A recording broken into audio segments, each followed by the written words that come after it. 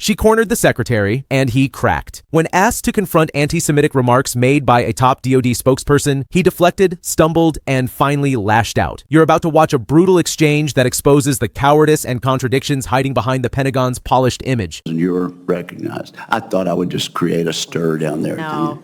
I thank you to my seatmates on both sides. Thank you, Mr. Chairman. We take care of each other. And again, thank you, Chairman Wicker, Ranking Member Reed, for holding this hearing, Mr. Secretary. We have a short amount of time, so I'm just going to ask a few simple questions, and I would just appreciate if, for some of them, you would just answer yes or no. And so, Secretary Hegseth, would you agree that every senior official in the Department of Defense must reflect the values and conduct that our service members must uphold and our citizens expect? Senator, we want to uphold the highest possible standards. I'll take that for a yes. So would you also agree then that anti-Semitism and anti-Semitic conspiracy theories have no place in our government or military? Yes or no? They should not. Thank you. So would you also agree that anyone who has posted, and I'm going to quote, anti-Semitic conspiracy theories lifted right out of a neo-Nazi playbook, end quote, shouldn't be anywhere near a position of power? Yes or no? Since I don't believe the characterization of many officials in the news media, I would need to see precisely what's being characterized. But generally, would you not say that if Generally we speaking, thought something sure. was coming out of a neo-Nazi playbook, it doesn't have any place in our Department of Defense? Now, Secretary Hegseth, the quote that I just read you was referencing Ms. Kingsley Wilson, the DoD press secretary. It's a direct quote from her, who my Republican colleagues on this committee have also expressed alarm over due to her comments. In fact, one colleague said, and I'm going to quote again, "Obviously, I don't agree with her comments. I trust the Pentagon will address this," end quote. However, in the months since, not only have you not addressed these anti-Semitic comments, you have promoted Ms. Wilson. This seems to be at odds, honestly, with President Trump's commitment, very public commitment, to combat anti-Semitism, which you just said you too agreed with. So, Secretary Hegseth, given the rise in anti-Semitic violence, hate crimes in our nation, and to show that the Trump administration, your administration, does have a zero-tolerance policy for anti-Semitism, will you dismiss Ms. Kingsley from her role as the U.S. military spokesperson today, yes or no? Again, that's why I referenced the context and characterization. Well, we'll send you the quote, I've worked sir. directly with her. She does a fantastic job, and there's any suggestion that I or her or others are party to anti-Semitism is a mischaracterization attempting to win political points. Sir, and I'm going to say Senator, that you're your attempting lack to of win an political answer points on the backs of confirms what we've mischaracterizing the known all statements of a along. member The Trump of my administration department, is not serious. and I'm not going to stand for that. You are not a serious person. You are not serious about rooting out, fighting anti-Semitism within the ranks of our DOD. It's despicable. You ought to be ashamed of yourself. What you just witnessed was not a policy debate, not a clash of ideologies. It was a full-blown exposure of institutional cowardice, cloaked in power suits and polished talking points, unraveling in real time under the weight of one simple demand: accountability. Senator Rosen, armed with a direct quote lifted straight from a senior Pentagon spokesperson, a quote dripping with anti-Semitic undertones pulled from the darkest corners of hate, gave Secretary Hegseth the chance to take a stand. Just a yes or no. That's all it would have taken to say anti-Semitism has no place in the ranks of America's most powerful institution. But instead of moral clarity, what we got was political evasion, verbal gymnastics,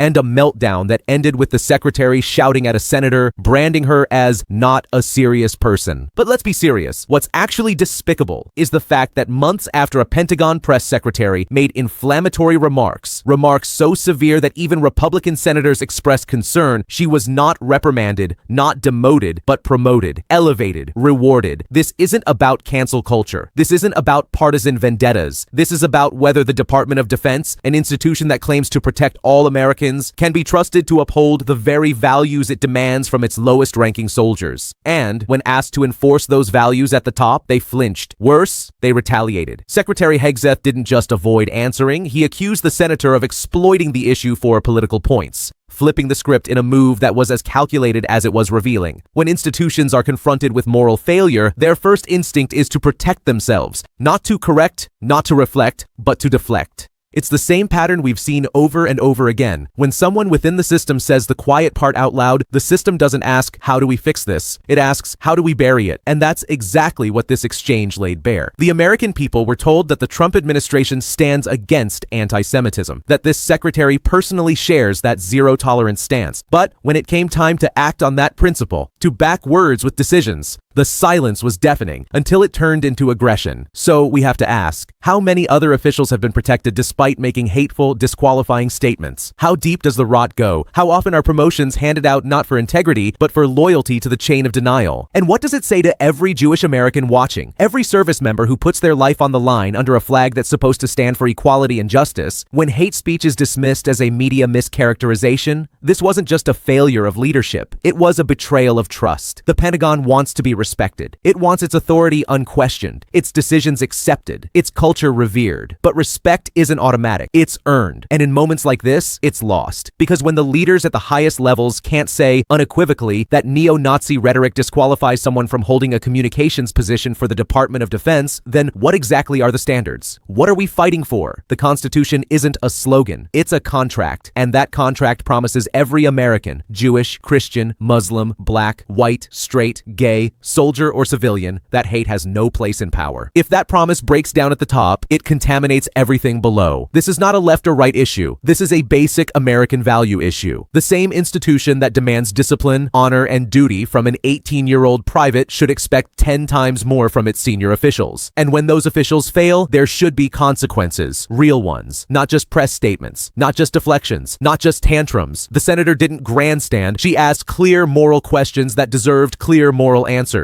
And the response she got, denial, deflection, and personal attack. That tells us everything. Institutions like the DoD will always protect their own unless we force them not to. They will always hope the outrage fades, the clip gets buried, the news cycle moves on. But we cannot let that happen. We cannot normalize hate inside our halls of power. We cannot allow moral standards to apply only to the rank and file while the top brass hides behind technicalities. So ask yourself, if this is how they respond when asked to confront anti-Semitism on camera in front of the American people, what do you think happens when the cameras are off? What else is tolerated? What else is covered up? How many more are protected in silence? How many more are punished for speaking out? This is the moment to demand better, not just from the secretary, not just from this administration, but from every corner of government where power meets prejudice. This is the moment to say, no one is above the Constitution, not because it's convenient, but because it's right. And if our leaders can't say that out loud, they shouldn't be leading anything. So if you believe that anti-Semitism has no place in our military, no matter who it comes from or who's protecting it, share this video. If you believe in real accountability, not performative outrage, hit subscribe. And if you believe that silence enables hate, stay loud. Because the louder we get, the harder it is for them to look away.